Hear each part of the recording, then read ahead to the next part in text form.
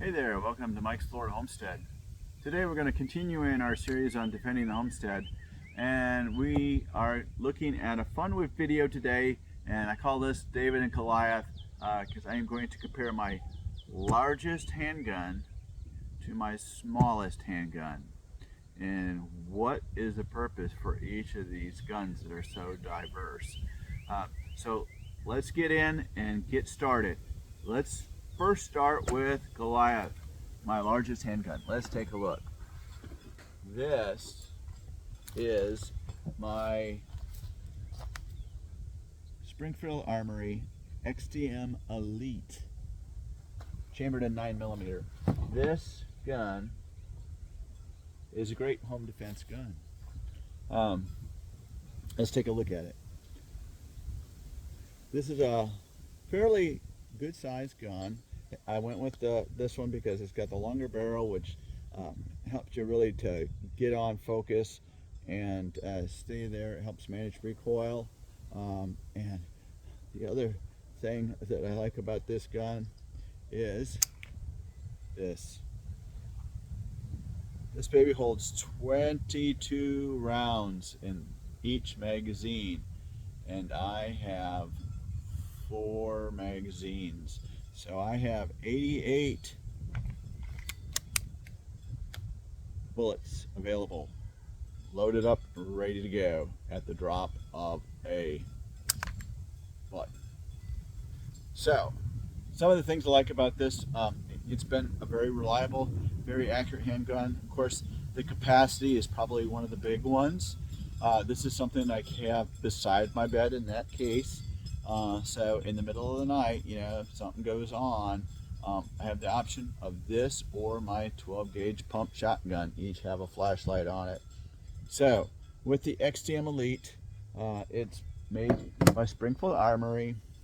It has the large raised metal sights on it, so that you could co-witness with a red dot if you chose to put a red dot on your pistol. I've not been a big fan of red dots on pistols. I am a huge fan of red dots on shotguns and smaller caliber rifles like the AR type style rifles. You can get on your target extremely fast with them. I found that my accuracy on a shotgun went way up. But for pistols, I have actually got rid of some that had red dots on them. But being this is a little bit bigger pistol, I may try that again. But the problem with a red dot on a pistol is on a shotgun or rifle, you bring that up to your sight line and you instantly are there on that red dot. On a pistol, you tilt it this way or this way an inch, now you're off several feet, and it's really hard to find that little dot sometimes on this. I find it's best to find your target in your iron sights and then bring your red dot in for accuracy. I have not put one on this yet. I'm still playing with that idea. One thing I did add to this, a couple things. One was this flashlight combo laser light. So it actually has a blue light for the laser light and then your flashlight. So I picked this one up actually on Amazon, and this is the micro compact light laser and combo. So the flashlight on this one has 650 lumens, so it's got adjustment rail positions, so it fit the thing well. Shock resistant, and you've got your light or your laser or both. So it was a nice little unit. It's rechargeable, and so that made it nice as well. And I've had pretty good success with this. I like that. The other thing I put on it was this brake. So the muzzle brake on this one helps mitigate recoil as well, and so it does a good job at that. You can see this one, the exhaust is muzzling out the top, and so that helps the rise of the muzzle here. and so that helps you to stay on target as you're shooting. The laser light and the flashlight, are just right here. It's either side, just one quick push, and you got your laser or your uh, light. So those are pretty easy to manage with this. So I do like this gun. It's been very reliable. It's been accurate for me. Um, and adding on the flashlight, laser light in a low light setting or in the dark of night, that helps you to find your target quickly. One thing I did is I just did put some white paint on the end of this because black on black was kind of hard to see with these steel sights, but the white really kind of helps that to stand out. So I did make that modification, and I do like that. So the Springfield Armory XTM Elite for defending the homestead. A nice addition to the homestead with the 4 magazines. I did purchase a couple holsters for this. That's probably been the main drawback for a pistol this size is getting holsters that fit it. Now, I initially picked up this holster for it, which is a great holster, and it mounts to your belt loops. You run your belt through it. So this has been a great one. But when I added the flashlight slash laser light, it was just too much depth, and this no longer works for this gun with the light on it. The only thing that I've got that can fit it currently is this spanker one. So it's adjustable, so you got Velcro. So when I went from no laser light to a laser light, I just increased the width by adjusting the Velcro on this.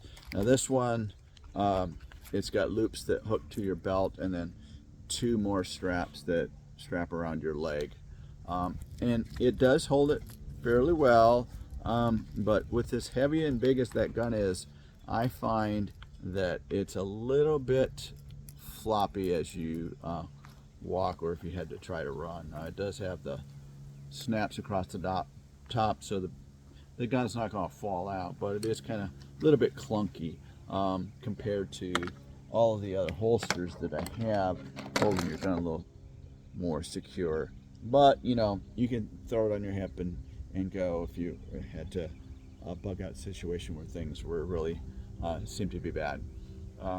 So that's my big one that I have for as far as handguns, the XTM Elite by Springfield Armory, and that has been a great gun for me. So having looked at my largest weapon, let's transition to my smallest weapon. All right, let's take a look at that. So I have my smallest weapon is around here somewhere. Where is it? Oh yeah, here it is. This gun is so concealable. You can cover it up with your hand. This, everybody, is the Ruger LCP2 chambered in 22 long rifle. Now the Ruger 22 is obviously my smallest, lightest handgun and most easy to conceal of everything that I have. Now the let's look at this a little bit. I love the green color on this one, the green and the black colors on this little gun. Yeah, I picked it up for $350 at Shooter's World. And then I also purchased from them the Viridian laser light, and that is the E-Series laser lights by Viridian. Viridian's a great name in lights, and I wanted something dependable. So this little red laser light, you're holding this gun, and so you can, the on-off is right here, so it's very easy to access. You can access it from either side. So this has been a nice little gun. It's got some pros and cons to it. and let's explore those a little bit. One of the things I do like about it is the magazine does hold 10 rounds. So for a pistol that's this tiny, to be able to have 10 rounds, uh, and with one in the chamber, 11, is a really plus, I think, for a gun of this size. So that was one of the reasons I picked this up. Uh, this is a great weapon for deep concealment because you can just throw it in a pocket. Sometimes you're in a situation where you just can't carry a big gun, even my concealed Smith & Wesson MMP 2.0. But you can toss this into a pocket and go and not have to worry about imprinting. So if you're in a suit or something, and or even if I'm in scrubs, I can conceal this fairly well with a ankle holster. Like I have a little ankle holster here that I can drop this in. This is probably the only weapon that I've ever been able to conceal in a ankle holster and not have it, imprint largely on my pants because I don't wear bell bottoms. So some of the cons about this gun. Now, there's actually a few. One of the first things that I noticed about this is here's your safety. Okay, so red, you're on fire, off, you're off. So that is very easy to do, but the reason that I don't like this safety is look where it ends. It comes way up to the middle of your serrations of your slide. So when you rack this gun, you're literally running into that with your fingers and like tearing up your fingers. So I normally would rack it like this, and it's like tearing up my thumb. So what I have to do is either rack it from the front, it's a 22 LR, so that's fairly easy to do, or get a really tiny grip up here and rack it. So that's kind of a negative to me, especially if you had larger hands. I mean, you can't really get a hold of this very well without that. So, it's a little bit easier, I think, from this side where I use fingers on this side and a thumb on the other to rack it. Then they don't hit so bad, but it's something you really kind of get used to avoiding this. Of course, the sights are non-adjustable. They're just formed right with the top of the slides there, so there's no adjustment to that. And that's why I added the laser light, because these, quite honestly, trying to get on target is kind of difficult unless you have a light background that you're shooting. Otherwise, it's very difficult to get. So the placement of this safety, the iron sights, and then the third con that I had with this LCP was when you're loading ammo. Now, it's nice that it holds 10 rounds, but when you are loading your ammo, you see the metal fins that hold the bullet in place? They're very thin and they're very sharp. So when you are feeding your ammo in, you're pushing through that, and it kind of tears up your thumb. Now, they do have a little speed loader, a little loader assister that flips over that I use for like some of my other guns that are hard to load in 9mm, but I've never had to use that in a 22 LR before. But it does come in handy with these, or you take your time and watch so you don't like tear your thumb up. So that's kind of a negative on this. It's a little bit bitey unless you use the loader assistant that kind of slips over here and you feed them one at a time with that. It doesn't really speed it up, but it does make it a little bit help so you're not pushing aggressively against those little fins. And then probably the other negative with this gun is the accuracy. We just had a video that I put out the other day that my top 3 most accurate guns. this wasn't on that list. Because it's such a small gun. um, I, I have just, it's just not an accurate gun. Most of my guns, uh, my Smith and Wesson, I'm like within that bullseye, or just in the very next ring. This, I'm all over a 10-inch target at 10 yards. So accuracy is not its strong suit. It's a very small gun. That lends to it.